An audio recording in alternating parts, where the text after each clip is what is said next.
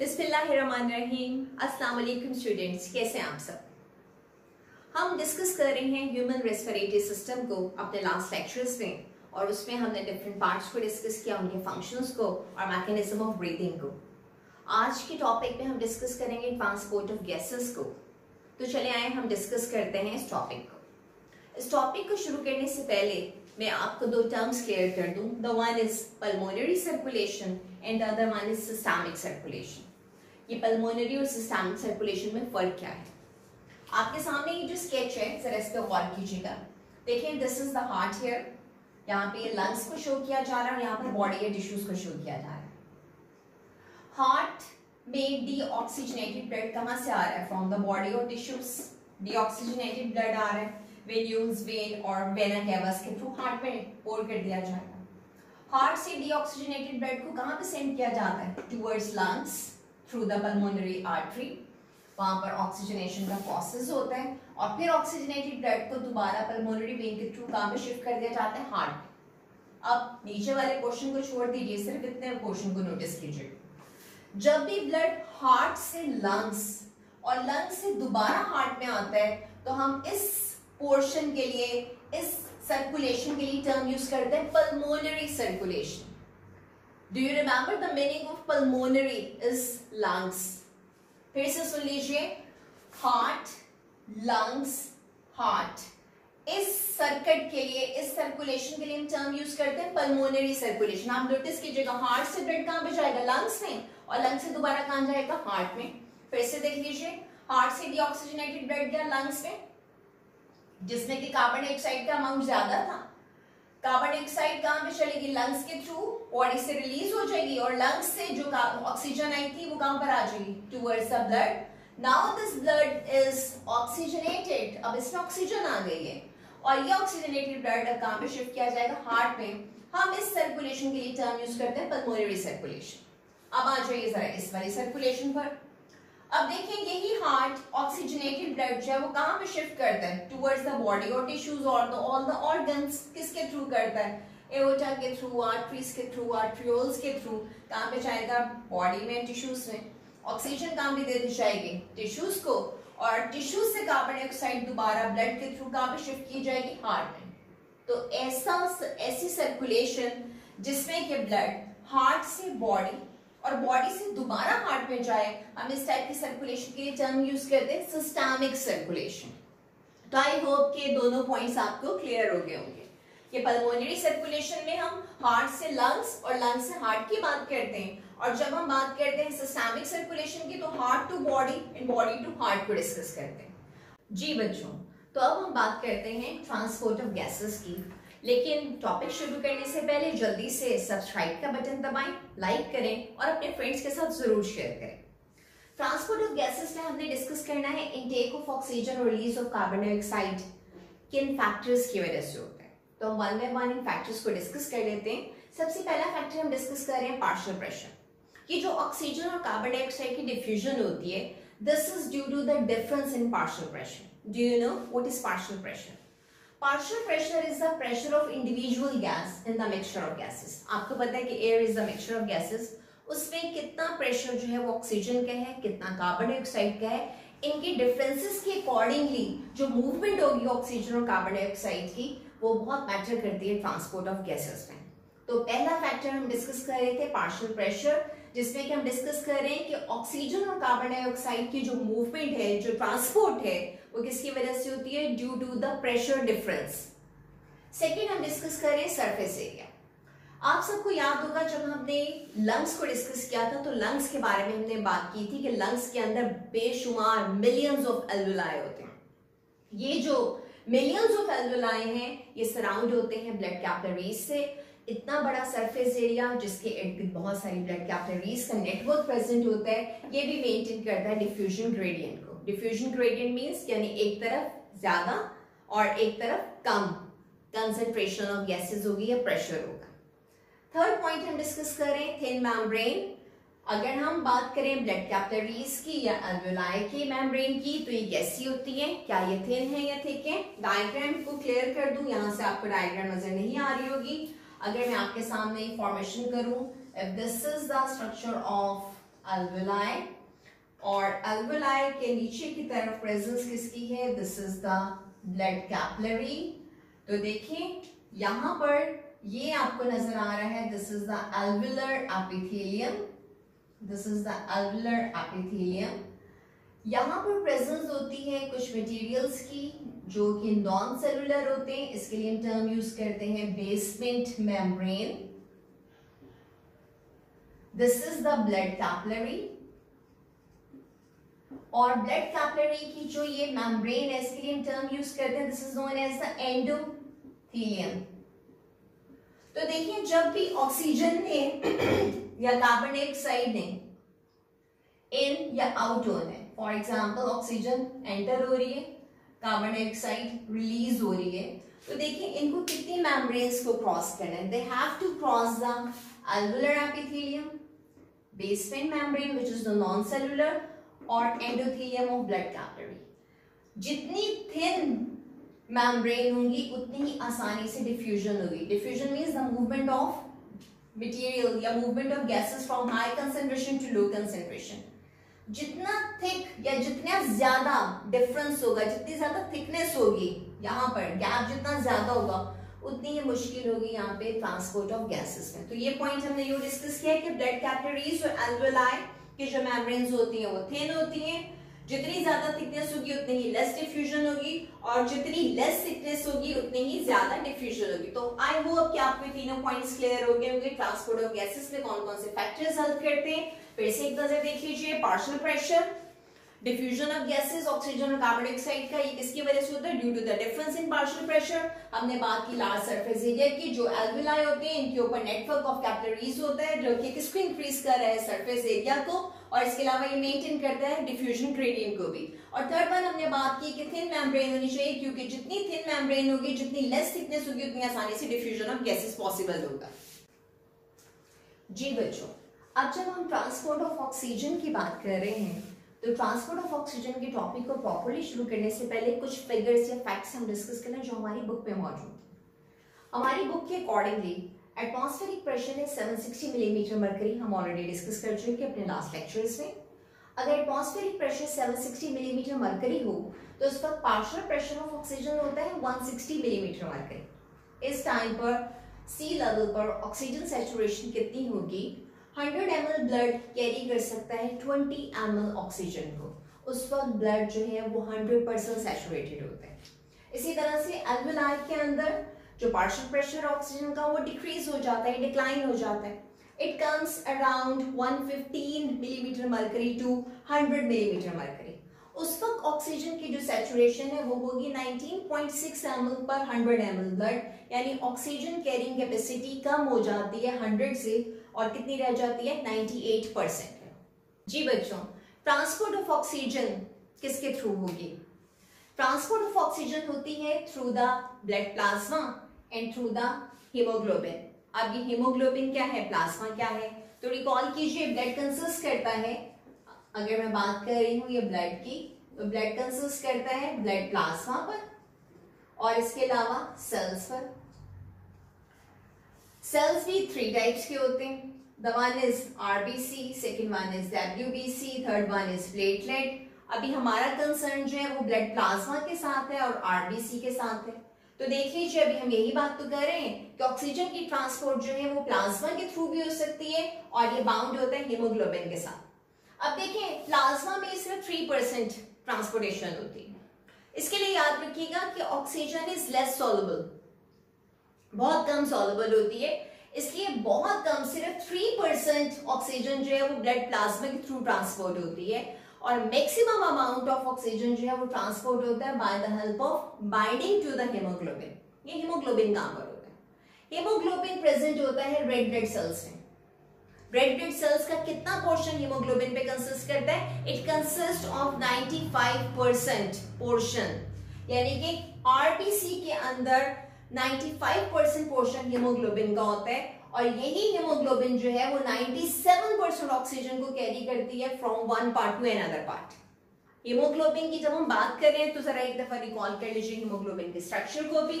अगर मैं हीमोग्लोबिन के स्ट्रक्चर को डिस्कस करूं तो आपको याद होगा ये कंसिस्ट करता है 4 पॉलीपेप्टाइड चेन्स पर। ये है स्ट्रक्चर आपके सामने हीमोग्लोबिन का। यहाँ पर आपको 4 पॉलीपेप्टाइड चेन्स ग्लोबिन नजर आ रहे हैं, हीम ग्रुप है यहाँ पर। और आप देख सकते हैं कि 4 पॉलीपेप्टाइड चेन्स कौन सी होती हैं, 2 अल्फा चेन्स और 2 बीटा चेन्स।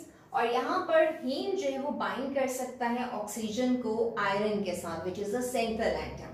ठीक है, तो देखें अभी तो ये हीमोग्लोबिन है, जब ये हीमोग्लोबिन ऑक्सीजन को कैरी करेगा, क्योंकि हमारी बात ही भी हो रही है कि ये बाइंड हो सकता है किसके साथ, ऑक्सीजन के साथ, तो तब देखें ऑक्सीजन की बाइंडिंग हो जाएगी लाइक दिस। और जब ये ऑक्सीजन की बाइंडिंग हो जाएगी तब हम इसके लिए टर्म क्या यूज करेंगे, ऑक्सी हीमोग्लोबिन। तो आई होप कि ये वाली बात आपको याद आ गई होगी कि हीमोग्लोबिन का स्ट्रक्चर कैसा होता है। एक दफा फिर सुन लीजिए, रेड ब्लड सेल्स के अंदर हीमोग्लोबिन का अमाउंट कितने परसेंट होता है, 95%। और एक आरबीसी के अंदर 2 मिलियन हीमोग्लोबिन होते हैं। और फिर से सुन लीजिए कि एक हीमोग्लोबिन का मॉलिक्यूल कितने ऑक्सीजन को कैरी कर सकता है, 4 ऑक्सीजन के मॉलिक्यूल्स को कैरी कर सकता है। फिर से सुन लीजिए, एक हीमोग्लोबिन जो है वो कितने ऑक्सीजन मॉलिक्यूल्स को कैरी कर सकता है, 4 ऑक्सीजन के मॉलिक्यूल्स को। और याद रखिएगा कि एक रेड ब्लड सेल के अंदर कितने हीमोग्लोबिन होते हैं, 280 मिलियन हीमोग्लोबिन होते हैं। तो अब आप आ जाए दोबारा इस डायग्राम की तरफ। देखिए यहाँ पर ऑक्सीजन एल्वेलाई में through the mechanism of breathing enter हुई। यहाँ पर हाई प्रेशर है ऑक्सीजन का, तो देख लीजिए जब हाई प्रेशर है तो यहाँ से 3% ऑक्सीजन जो है वो कहाँ पे चली जाएगी, ब्लड प्लाज्मा में। और 97% जो है वो प्लाज्मा के थ्रू मूव नहीं होगी, it will move towards the RBC. ये जो आपको बाइकनकेव सा स्ट्रक्चर नजर आ रहा है, this is the red blood cell. Red blood cell के अंदर बहुत सारी हीमोग्लोबिन प्रेजेंट है, जो मैं अभी आपको बता रही हूँ। अब 97% ऑक्सीजन जो है वो प्लाज्मा के थ्रू नहीं जाना चाहती, वो किसके थ्रू जाना चाहती है, रेड ब्लड सेल्स के थ्रू जाना चाहती है। तो अब क्या होगा कि ये जो ऑक्सीजन है ये जाके बाइंड हो जाएगी हीमोग्लोबिन के साथ, जैसे कि मैं भी आपको बता रही थी। ये देखें 4 मॉलिक्यूल्स जो है वो हीमोग्लोबिन के साथ ऑक्सीजन के जाके बाइंड हो जाएंगे लाइक दिस। और इस तरह से ये शुरू हुआ कहां से सफर इसका, फ्रॉम द लंग्स एल्वेलाई, और अब जाके खत्म कहां पर होगा, टिश्यूज में। तो बच्चों जरा फिर से सुन लीजिए, ऑक्सीजन जो है ये ट्रेवल कर रही है किसके ऊपर बैठकर, आरबीसीज पर। और आरबीसीज में कौन सी चीज जो है वो उसको जगह दे रही है, स्पेस प्रोवाइड कर रही है ट्रेवल करने के लिए, दैट इज द हीमोग्लोबिन। अभी हमने डिस्कस किया कि हीमोग्लोबिन के साथ, एक हीमोग्लोबिन के साथ कितने ऑक्सीजन के मॉलिक्यूल्स बाइंड कर जाते हैं, 4। यहाँ आप देख सकते हैं इस डायग्राम में, एक हीमोग्लोबिन के साथ 4 ऑक्सीजन के मॉलिक्यूल बाइंड कर देते हैं। जैसे ही हीमोग्लोबिन और ऑक्सीजन बाइंड होता है तो it forms the oxy haemoglobin. हम उसको कैसे शो करेंगे, ये देख लीजिए, haemoglobin plus oxygen, it makes the oxy haemoglobin. अब ये ऑक्सी हीमोग्लोबिन जो है ये यूं ही ट्रैवल करता हुआ कहां पर जाएगा, टुवर्ड्स द टिश्यू। एक और पॉइंट को अपने माइंड में रखिएगा, ऑक्सीजन बाइंडिंग कैपेसिटी वहां पर बढ़ जाती है जहां पे कि ऑक्सीजन का पार्शियल प्रेशर ज्यादा हो। और ऑक्सीजन का पार्शियल प्रेशर डेफिनेटली कहां पर ज्यादा होगा, लंग्स में या एल्वेलाई में। तो आप नोटिस कर सकते हैं कि पार्शियल प्रेशर ऑफ ऑक्सीजन अगर ज्यादा होगा तो binding capacity of haemoglobin towards oxygen वो भी क्या हो जाएगी, ज्यादा हो जाएगी। अब यही कैरी करते हुए इसको कहां पर ले आता है, टुवर्ड्स द टिश्यू। टिश्यू में अब क्या करेगा, टिश्यूज चाहते हैं कि ऑक्सीजन उनके पास आ जाए, और जो रेड ब्लड सेल्स हैं इन्होंने होल्ड किया हुआ है ऑक्सीजन को, यानी कि रेड ब्लड सेल्स की किस चीज ने होल्ड किया हुआ है, हीमोग्लोबिन ने होल्ड किया हुआ है। अब टिश्यूज के अंदर हम देखते हैं कि क्या ऑक्सीजन का पार्शियल प्रेशर ज्यादा है, तो आप लोग नोटिस कर सकते हैं कि ऑक्सीजन का पार्शियल प्रेशर तो टिश्यूज में बहुत कम है, और जब बहुत कम होगा तो बाइंडिंग कैपेसिटी ऑफ ऑक्सीजन जो है वो भी क्या हो जाएगी, डिक्रीज हो जाएगी due to the less partial pressure of oxygen. और इसकी वजह से क्या होगा कि अब यहाँ से ऑक्सीजन जो है वो कहाँ पे मूव करना शुरू कर देगी, टुवर्ड्स द टिश्यूज। पहले कहाँ से जाएगी, प्लाज्मा से, तो अभी वहां पे उसकी रिक्वायरमेंट पूरी नहीं हुई, तो बाकी की जो ऑक्सीजन है वो कौन देना शुरू कर देगा, हीमोग्लोबिन देना शुरू कर देगा। इस तरह से क्या हुआ कि हीमोग्लोबिन ने क्यों ऑक्सीजन को रिलीज किया, क्योंकि यहाँ पे किसका प्रेशर डिक्रीज हो गया था, ऑक्सीजन का प्रेशर डिक्रीज हो गया था। तो अब हम देखते हैं वो कौन कौन से फैक्टर्स हैं जो कि ऑक्सीजन को रिलीज करने में हेल्प करते हैं। फर्स्ट फैक्टर हम डिस्कस कर रहे हैं पार्शियल प्रेशर ऑफ ऑक्सीजन। अभी मैंने आपको बताया है, एक दफा फिर से नोटिस कर लीजिए। अगर हम पार्शियल प्रेशर ऑफ ऑक्सीजन की बात करते हैं तो जहां पर ऑक्सीजन का पार्शियल प्रेशर ज्यादा होगा वहां पर ऑक्सीजन की बाइंडिंग कैपेसिटी भी ज्यादा होगी, जैसे कि हमने अभी डिस्कस किया था लंग्स में या एल्वेलाई में। सेकेंड पॉइंट हम यहाँ पे डिस्कस करें, जहां पर ऑक्सीजन का पार्शियल प्रेशर लो होगा वहां पर ऑक्सीजन की बाइंडिंग कैपेसिटी या होल्डिंग कैपेसिटी भी कम हो जाएगी। ऑक्सीजन फौरन रिलीज होना शुरू हो जाएगी, हीमोग्लोबिन उसको कैरी नहीं कर पाएगी और वह उसको फौरन क्या कर देगी, छोड़ देगी, रिलीज कर देगी, डिसोसिएट कर देगी। और ये वाला काम हमने कहां पे देखा था, टिश्यूज में देखा था, अभी आपने नोटिस किया। सेकेंड फैक्टर जो भी हम डिस्कस करें that is a very important factor, that is carbon dioxide. यहां पर एक रीजन ये भी थी ऑक्सीजन रिलीज करने के लिए कि टिश्यूज के अंदर कार्बन डाइऑक्साइड की कंसेंट्रेशन बहुत ज्यादा होती है। टिश्यूज के अंदर कार्बन डाइऑक्साइड की कंसेंट्रेशन जब ज्यादा होती है तो टिश्यूज क्या करते हैं, कार्बन डाइऑक्साइड को कहां पर रिलीज करते हैं, टुवर्ड्स द आरबीसीज और प्लाज्मा। तो याद रखें कि अगर कार्बन डाइऑक्साइड की कंसेंट्रेशन ज्यादा होगी तो oxygen holding capacity of haemoglobin कम हो जाएगी, क्योंकि यही कार्बन डाइऑक्साइड जाके किसके साथ बाइंड होना शुरू हो जाती है, रेड ब्लड सेल्स के साथ जाके बाइंड होना शुरू हो जाएगी। और फिर क्या करेगी कि जब ये बाइंड होगी तो हीमोग्लोबिन जो वो किसको रिलीज करना शुरू कर देगी, ऑक्सीजन को। तो याद रखें अगर ज्यादा कार्बन डाइऑक्साइड होगी तो होल्डिंग कैपेसिटी कम हो जाएगी। इसीलिए मैंने यहाँ पे रिलेशन लिख दिया है कि carbon dioxide is inversely proportional to oxygen holding capacity of haemoglobin. I think ये क्लियर हो गया होगा, एक दफा फिर से सुन लीजिए। कार्बन डाइऑक्साइड की कंसेंट्रेशन टिश्यूज में ज्यादा होती है। आप सबको पता है कि हमेशा गैसेस की मूवमेंट होती है from high pressure to low pressure, यहाँ पे ज्यादा है यहाँ पे कम है। कार्बन डाइऑक्साइड टिश्यू से कहां पे मूव करेगी, टुवर्ड्स द ब्लड मूव करेगी, और जैसे ही यहाँ पर आएगी तो ये जाके खुद बाइंड होना शुरू हो जाएगी हीमोग्लोबिन के साथ। और जब ये बाइंड होगी तो अब ये वहां से किसको डिसोसिएट करवाना शुरू कर देगी, ऑक्सीजन को। तो ऑक्सीजन वहां से फौरन लिबरेट हो जाएगी, निकलना शुरू हो जाएगी, और इस तरह से ऑक्सीजन कहां पर आ जाएगी, टुवर्ड्स द टिश्यू। Thirdly, हम डिस्कस करें टेम्परेचर को। Again, you people can notice here, temperature is inversely proportional to oxygen holding capacity. यानी अगर टेम्परेचर ज्यादा हो जाएगा तो उसकी वजह से oxygen holding capacity of haemoglobin क्या हो जाएगी, कम हो जाएगी। अच्छा, क्या क्या रीजंस हो सकते हैं जिसकी वजह से टेम्परेचर ज्यादा हो सकता है, जब हम बहुत ज्यादा एक्सरसाइज कर रहे हो, रनिंग कर रहे हो, मेटाबॉलिक एक्टिविटीज ज्यादा हो, रेस्पिरेशन, यानी कि अगर आप रनिंग कर रहे हैं बहुत ज्यादा स्ट्रेनस एक्सरसाइज कर रहे हैं तो आपको आपका जो ब्रीदिंग रेट है वो भी हाई हो जाता है। इन सब चीजों के अंदर किसकी प्रोडक्शन होती है, हीट की। और जब हीट ज्यादा प्रोड्यूस होगी, टेम्परेचर ज्यादा होगा, तो तब क्या होगा, ऑक्सीजन होल्डिंग कैपेसिटी भी क्या हो जाएगी, कम हो जाएगी। This is the inverse relation, यानी अगर एक चीज बढ़ रही है तो दूसरी चीज क्या हो जाएगी, कम। And here the fourth one point, that is the pH. कहा यह जाता है कि अगर पीएच कम होगी तो ऑक्सीजन होल्डिंग कैपेसिटी भी क्या हो जाएगी, कम। So this is the direct proportional to each other, directly proportional का रिलेशन है। अच्छा, अब पीएच को अगर हम डिस्कस करें तो पीएच क्या होता है बच्चों, आपको याद होगा पीएच स्केल आपने ऑलरेडी पढ़ा हुआ होगा कि हमारे पास एक न्यूट्रल वैल्यू होती है, दैट इज 7। इसके अलावा हमारे पास 1 से लेकर 14 तक की रेंज में यहाँ पर ये वाला एसिडिक, 7 इज द न्यूट्रल, और उसके बाद हमारे पास बेसिक या अल्कलाइन होता है। हमारे पास जितनी पीएच कम होगी, ये कम वाली रेंज है, जितनी पीएच कम होगी हमारे पास हाइड्रोजन आयन उतने ही ज्यादा होंगे, ठीक है। और जितनी ज्यादा हमारे पास पीएच ज्यादा होगी हमारे पास हाइड्रोजन आयन जो उतने ही कम हो जाएंगे। तो अब जरा नोटिस कीजिएगा, पीएच कम होने का मतलब क्या है कि हाइड्रोजन आयन ज्यादा हो जाए। अगर आपके पास 1 पीएच है, 2 पीएच, इसका मतलब क्या, हाइड्रोजन आयन ज्यादा होंगे।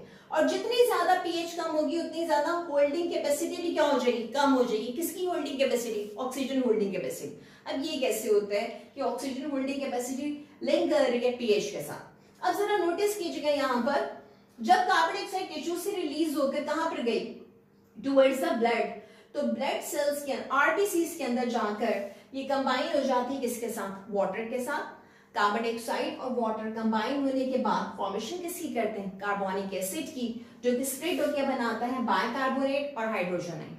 यही हाइड्रोजन आयन फिर जाकर बाइंड किसके साथ होता है, यही वाला हाइड्रोजन आयन जाके बाइंड किसके साथ होता है, हीमोग्लोबिन के साथ जाके बाइंड होगा, और क्या करेगा, वहां से रिलीज कराना शुरू कर देगा किसको, ऑक्सीजन को। तो अब इस लिंक को जरा दोबारा से देख लीजिए, जितनी कम पीएच होगी उतनी ही ऑक्सीजन होल्डिंग कैपेसिटी भी कम हो जाएगी।